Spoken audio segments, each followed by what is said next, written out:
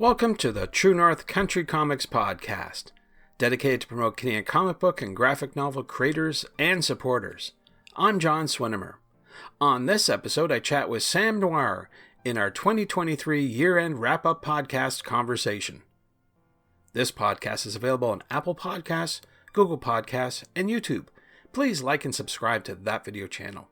And if you want to help the site and the podcast, please consider supporting the effort by chipping in at ko-fi.com/True North Country Comics. Your patronage is greatly appreciated.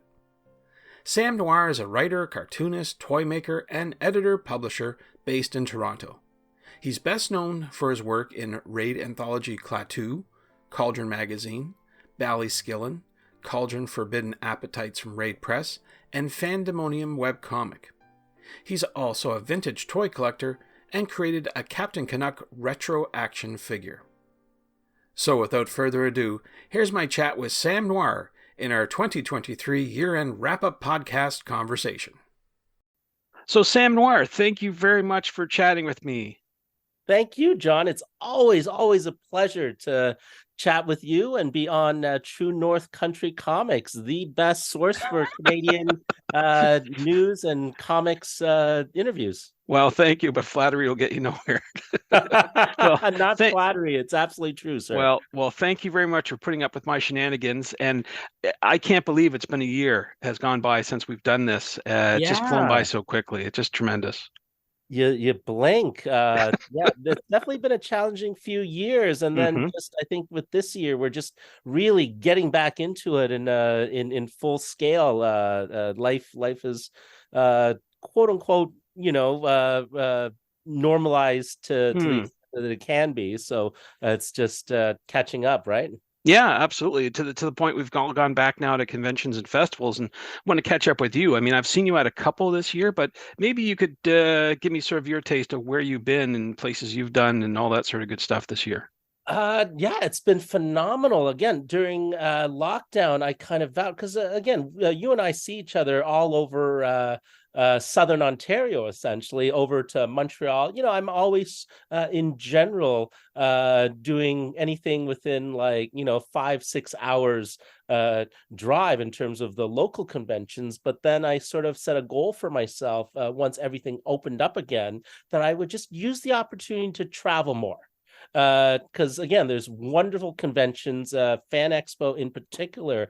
Shout out to Kevin Boyd, who has been wonderful in giving me a lot of opportunities to travel all around North America, and to my good friend Casey Parsons and the Kirby Comics art team led by Annabelle Kirby for giving me the opportunity to travel to Europe as well. So just between the last 2 years, but this year alone, I think I've been to Lake Como, Italy, which a lot of travel around Italy. MC, I want to say it's called MCX in London. I apologize if I got that wrong. It's the one of the largest comic shows in London, run by Reed Pop, which was again very impressive to see the culture over in London, but also Vancouver and Boston, and it's the Montreal Comic Con. A return. I always love that show. I did that show every single year, and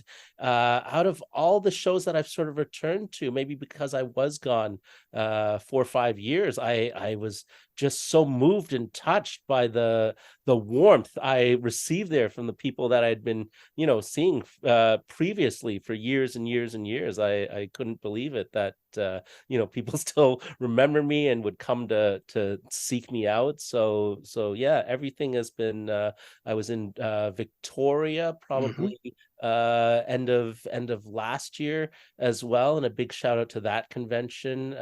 Yes, there's so many amazing conventions, so many amazing opportunities, even the local ones, the return of TCAF and Toronto Comic Con and Fan Expo. And so we're back in full swing. Last year I felt like we were easing into it, and now it's just full blown, and a lot of conventions are reporting record numbers of attendance. It can be very overwhelming. I'm fortunate.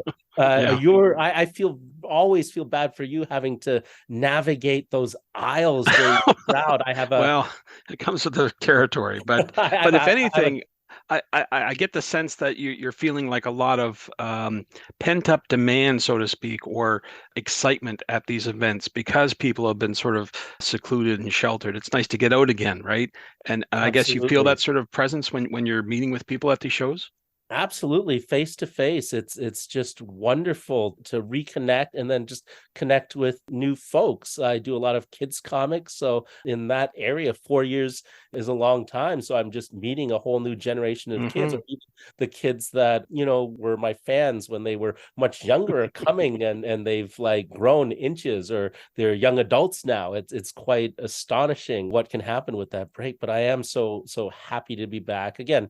Crowds can be a little overwhelming. I've got a table to hide behind to give a little bit of space, but I'm feeling very positive about how things are and how things are going to sort of unfold moving forward in that space. It's like it's nothing like that kind of break to re-energize you, Right. because you Yep. can very much get burnt out and feel the convention fatigue, especially if you go do shows every single week. I've changed my strategy somewhat in terms of I'm not out every single week at one or two or three events. I've sort of really focused on really being present and there in terms of the shows that I do choose to do, let's say once a month.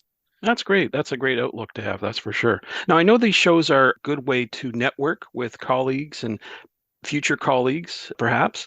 One of the ways that we used to do it, I know that a lot of folks used to use Twitter as a means to connect with people outside of our normal neighborhood, let's say. And this year, it's been defined. I'm not the bearer of bad news, but Twitter is dead. Twitter is Mhm. officially, put a nail in it, it's done. And I know a lot of people used to use Twitter as a way to connect with other creators to perhaps facilitate a new production of something, whatever case may be, a comic book, a graphic novel. Do you sense that there's this lack going on right now of connection with social media as the tool? And how have you come around that, or have you found a way around that? I think you're onto something, John. And I think this is partly why, because again, during the pandemic, this was sort of a lifeline. The social media was a lifeline for a lot of us, right? Especially a lot of us jumped into like live streaming and live drawing and just group Zoom chats. But with I guess, well, there's two things happening in my mind: the fragmentation of that audience, with not everyone being centralized on Twitter or Facebook or Instagram anymore. And the other thing is that, at least me personally, I've discovered I was on Twitter, but I never liked the need to form everything with such brevity. I like to have fuller conversations, to be honest, and always found Facebook much more useful for that, or even old school forums. But in this new universe where Meta has taken over Instagram and Facebook, in order to access your audience, they want you to pay for it, Mm, which is perfectly okay. And then now Twitter has experienced their issues.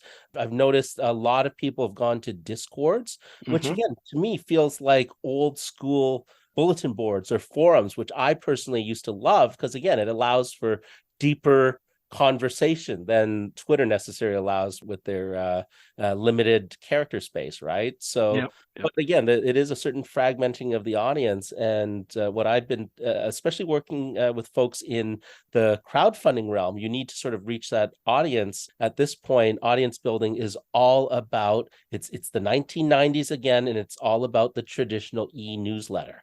That's right. I know a lot of folks listening to this probably don't remember Usenet, but Oh yeah. that was before the internet was born. They were forums, as you mentioned. That was a way to have a very unique, select audience to not just say something out to the realm, but expect feedback. And that's you Mhm. connect with people and share ideas and hopefully formulate, whatever the case may be after that. It would help have a group chat, so to speak, and be productive. It wasn't, as you said, I think politics didn't enter it too often, but No, no. Yeah, unless it was Die Wesley Die, and that was another story completely. We won't talk about that. But yeah, no, it's good that you found Discord. I haven't actually thought about that, but that is a way with these other new sort of social media feeds coming online to keep connected. So yeah, I think that still will be a challenge in this coming year. But I was saying this to Stephanie Cook at Mississauga Comic Expo. She was lamenting the same thing as Twitter, being a facility for that, and we have to find other means and ways to find these folks. So I'm sure it'll continue in the future. Well, in terms of a marketing point of view, you can't quite reach the larger amount of people. But on the flip side, I really honestly think in terms of this fragmenting and tribalization, there's something to be said about the quality of the conversation you can have with Yep. smaller, more focused group. Like you were saying, the Usenet groups were amazing Mhm. because you had to stay on topic, right? So Yep, that's true. That's true. Now, another big issue that that has come about this year, and I sort of touched upon it last year, was mm, artificial intelligence and comic book creation. And we've seen, and I've chatted with you and others about it, and the fair majority are saying it's a negative thing. It's mhm. not going to be helpful. We have seen some progress in the last few months about how governments are identifying issues, concerns, and there has been, I think, I'm probably going to be wrong about this, but United Nations coming up with some sort of directives and hopeful that these companies, Silicon Valley, can help guide artificial intelligence in a better way. But I think it's still going to be an issue going on. I mean, you mentioned that you're at Raid Studio. And I'm wondering, have you seen AI or machine learning come into play in any of the tools that you're using right now? Yeah, well, again, it's very controversial, Mm, very divisive, but it's here. We can't ignore it. I do like the fact that there is a lot of conversation going around it. I feel like the conversation should continue in terms of just pro and con in a very sort of constructive way rather than, pointing fingers and tearing each other apart over this. And again, it's oversimplification, but once the genie's out of the box, once the technology is there, it's a matter of figuring out best practices, right? I mean, you were around during the whole Napster thing, and that hmm eventually had to evolve into something that's workable for everyone. Thus, Spotify or Apple Music might not be the ideal, but that's what eventually has been evolved. Hopefully, we're especially in terms of, I believe, someone could correct me if I'm wrong, that there has been some legislation put in place in terms of not being able to copyright things generated by AI. Is that correct? I don't know if it's come to that point, but I do know that there are certain programs. I think that Stability AI and some other organizations have sort of been, had fingers pointed at them saying, hey, keep in mind that work that comes through here could be Mhm. owned by somebody. So I think we're starting to see a little bit more of a focus, a little bit more of a adult reasoning behind the whole thing. And I think socially, if someone were to put out a like an AI, which we have seen. We have seen some people put up AI illustrations, and Mm. automatically the audience comes out of the woodwork and says, "Wait a second, that piece of that arm belongs to this artist, and that belongs to somebody else." So I think peer pressure will definitely make its mark known, and sort of shame the creator in quotation marks whoever does this. Well, this is oversimplification, but I can see a situation again because it's here. I can see a situation in the future in terms of an attempt to be fairness where artists can, much like a stock library, let's say, opt in or out of whether their work can be utilized by AI. I know that, again, smarter people than me in terms of implementing this sort of thing, but I would like a situation where it is an opt in kind of thing, and then that the AI can figure out, like, in terms of percentages, let's say, in terms of X amount of percent came from this person and X amount of percent came from this person. So, in terms of some sort of ethical AI use, someone who is opt into this might get micropayments, let's say, of Hmm something that is commercially exploited. Again, it's kind of like the thinking in terms of me thinking about Napster and now Apple Music and Spotify. But again, oversimplification, it's probably much more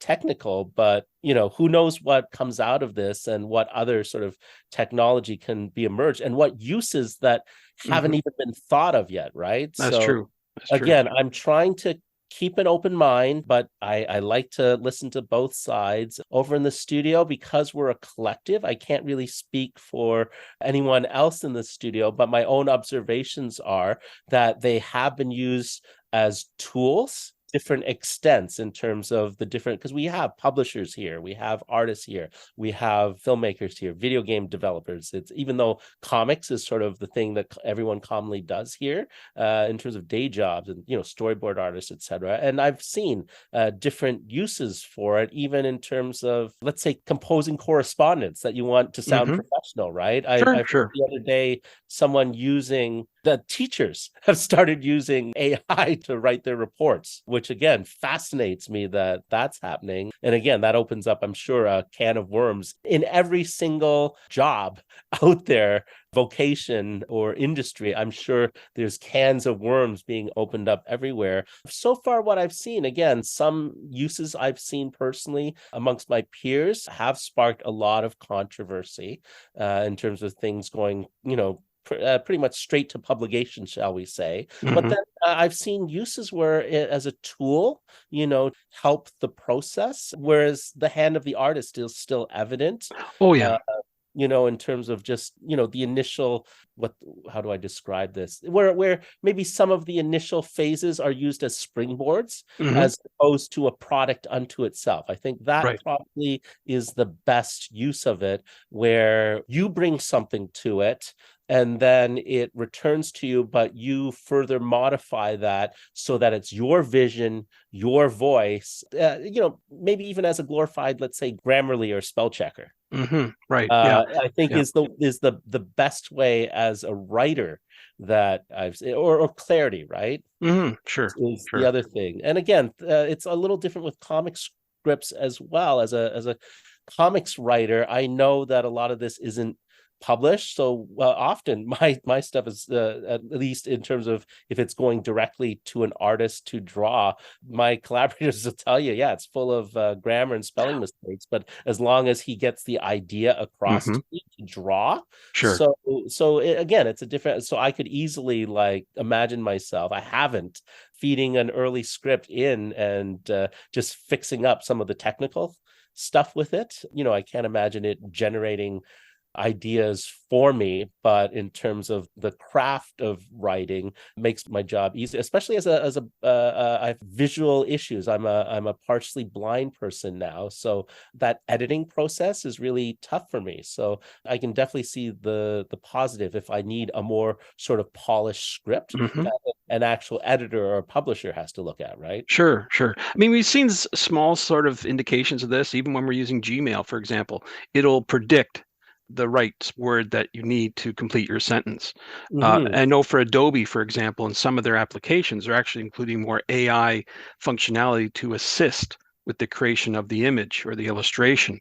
So yeah, I think it's still going to happen. As you say, we got to keep an eye on it. And I think peer pressure is something where people will call out something that's definitely off the rails and say, no, that's, in fact, what did I just learn? The Montreal Comic Expo, that they will decline any artist who is definitively using AI in their creation. So they've actually made a statement about it. So peer pressure, I think, will be one way for us, everyone, to keep, above board and keep things on the straight and narrow. But something to keep an eye on, that's for sure. Well, I know Kickstarter, for example, I couldn't figure out why I couldn't get the approval button going on my last Kickstarter. And then I noticed a little tiny checkbox that says, hey, is AI used in this project? So Kickstarters keep, no stranger to controversy, but they're keeping an eye on it. And I know at least, and again, I don't know the exact details, but if I'm remembering correctly, there was at least one project that had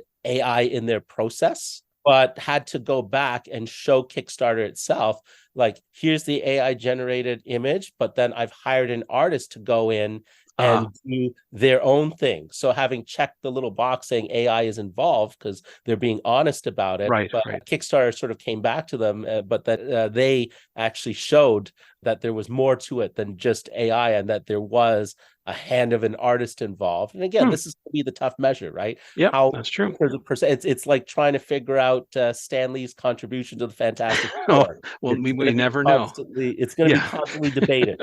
right? That's In for sure. terms of Yeah. how much percentage. But again, there you have it. Turning our eyes back to Canada, I just want to just sort of highlight the fact that Canadian artists and creators are still globally recognized. I mean, we know we're a big country, but when it comes to the global stage, sometimes we're not recognized. And I just thought, maybe it might be a nice sort of way to look back on who's been doing that. And just recently, I just noticed that Ramon Perez from Raid Studio was over in Abu Dhabi for Storm the Yes. Block. I mean, that's tremendous to be part of that group, isn't it?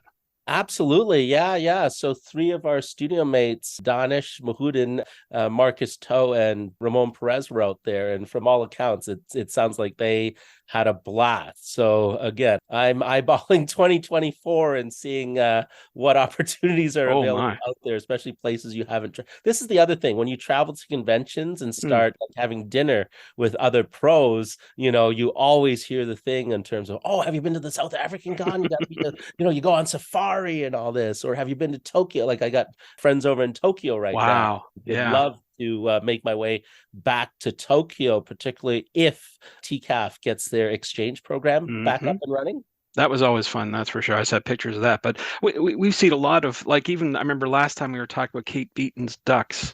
Uh, Oh, yes. What an and accomplishment. yeah, and it's still in 2023 was high on the list of top books. Just it kept Mm-hmm. on going. And just recently we've seen Mariko Tamaki and Jillian Tamaki's book Roaming reach Yes. the best of 2023 list. So again, they knocked it out of the park. So paving the way for even more Canadian creators to be recognized on a global basis, which is tremendous.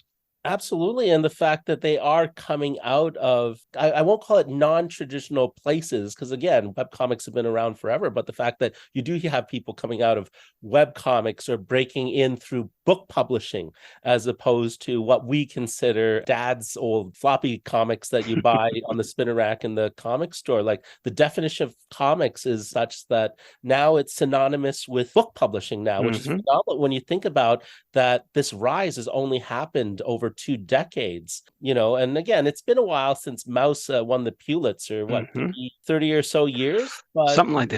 Yeah. how far we've come in terms of regularly comics, graphic novels are recognized. And again, it's all incremental, right? At some point, Mouse gets nominated by Pulitzer, Sandman gets nominated for the, what was it, the World Fantasy Award. So baby steps. And then Canada, the fact that Canada Reads regularly accepts comics, if I remember correctly, Hmm. That's is a right. Yeah, huge, huge deal. So absolutely. in terms of what's out there and the way you put your things out there, it just shows you it doesn't matter where you come from necessarily in terms of, let's say, YA or YA book publishing or web comics. As long as you have a very distinctive voice, it'll shine through. And also, part and parcel, I've always had sort of the little bit of a theory that I've been working with. I'm a amateur journalist at best, but during the celebration of 80 years of Canadian comics, I did have the pleasure of doing a little bit of a dive into the comics I grew up with. There was a real indie scene that the Teenage Mutant Ninja Turtles had spawned in terms of the black and white and indie comics, and there were quite a lot of them coming out of Canada. Again, there's publishing horror stories associated by them, but it's because of Canadian companies, local publishers that were in Toronto. I'd say Vortex, Aardvark Vanaheim Yep. became Renegade, even Aircell. You have basically what I pointed out is you have a generation of people that broke into comics through those indie means, and a lot of them have mentored other folks. They eventually broke into mainstream, and so you do have fantastic generation of comics creators from the 70s, 80s, and 90s who have done a wonderful job mentoring. I always cite Ty Templeton's Yes. book boot camp over the Hmm. past 10, 12, 15 years. There's an entire generation of Toronto-based cartoonists that owe their career to Ty Templeton. So yeah, even if at the time these publishing companies weren't great business models and eventually did fail, the fact that they broke in all this talent who would go on to work in quote unquote mainstream publishing and then set up the next generation. It's amazing. It is, that's for sure. And speaking of amazing talent, I should probably ask you about your ongoing series of Cauldron. I hear rumored that you've got a new version coming out pretty soon next year. Why don't you talk a wee bit about that? Yeah, and again, this has been in the works for a while. With all publishing, we have our challenges. So with Raid Press coming out of the pandemic, publishing a lot of work of its Raid members, Shane Heron and I being part of the Raid studio, we're half of the Cauldron publishing team, which also consists of Casey Parsons and Ricky Lima and dozens of incredibly talented peers that have just basically come out and asked to join us on this quest. We're collecting the first 4 issues of our supernatural horror comics anthology for mature readers, Cauldron, into a deluxe, beautiful archival hardcover called Cauldron Forbidden Appetites. We were originally supposed to launch in October, but had some printer issues. Essentially, we checked all the boxes for China to refuse us printing. In order to print in China, you need to get approval from the Chinese government. And we ticked all the boxes in terms of sex, violence, the supernatural, which is our subtitle is supernatural, and even LGBTQ content. So we are currently looking in the process of taking quotes for a new printer, and knock wood here, we'll be launching our beautiful archival hardcover project with all new material too. Folks like Sam Agro have done beautiful new work. I know Shane is writing a new story that we're collaborating on. So not only will it be a remastered, curated collection, it will have new gorgeous material, and launching January 2024 if everything goes right. We're really, really proud of it. Ramon Perez, as with all Raid Press books, he designs them and has made some wonderful choices in terms of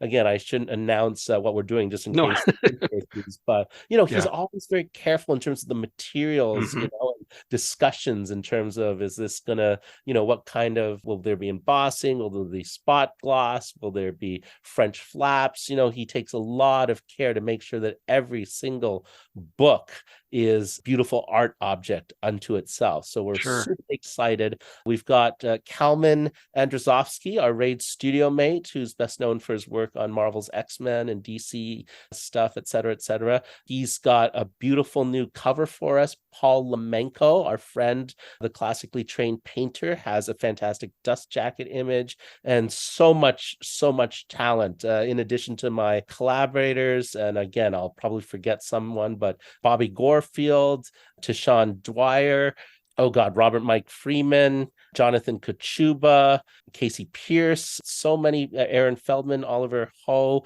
Gwen Howarth, Daniel Wong. So many amazing collaborators are part of this, and definitely go to check out the Cauldron Magazine Facebook page where we're posting samples. If I left anyone out, you can definitely check out who else is in this volume in our daily posts. Well, it sounds pretty exciting. We'll look forward to checking that out in January when it arrives, and when you give us the heads up to promote, we'll definitely do our best here for Oh, that. fantastic. Thanks. Yeah. And I'd also like one more shout out, because we mentioned the Montreal Comic Con, and also the magic that can happen at Comic Cons. A company that produces ornaments approached me at Montreal Comic Con, and I have a comic I've collaborated with artist Craig Ferguson called Kung Fu Santa. And this season, in various Montreal Christmas markets, there's a full production run of Kung Fu Santa ornaments being sold that they've licensed from us, and sent us samples, which are just beautiful. They're large, hefty pewter finish of Kung Fu Santa doing a high kick. So shout out to Alex and his crew for doing such an amazing job based on Craig Ferguson's artwork. Pretty cool. Nice stuff for the holidays, that's for sure.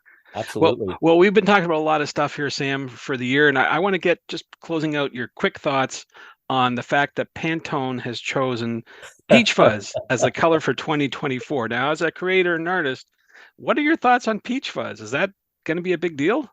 You know what? I mean, it'll certainly make specifically coloring peaches easier, I guess. Although I am also a fan of those fuzzy peach candies. So Mm, I'm all for color coding colors via food, because that's one thing I can relate to. Other sort of fancy colors, I often have trouble imagining what they are. But hey, if it's food, I can imagine it. So I Okay. have 2 thumbs up for me for food-based color choices. Cool. Good stuff. Well, Sam, those really are all the topics we have for this year. I want to thank you very much. Appreciate all your time and look forward to meeting you at new shows and new events and other activities going on in 2024. So thank you very much for your time. You're the best, John. Happy New Year, and thanks for everything. Thanks to Sam for the chat. You can discover more about Sam on Instagram at Hey Sam Noir. If you haven't done so already, please subscribe to and like this podcast on Apple Podcasts.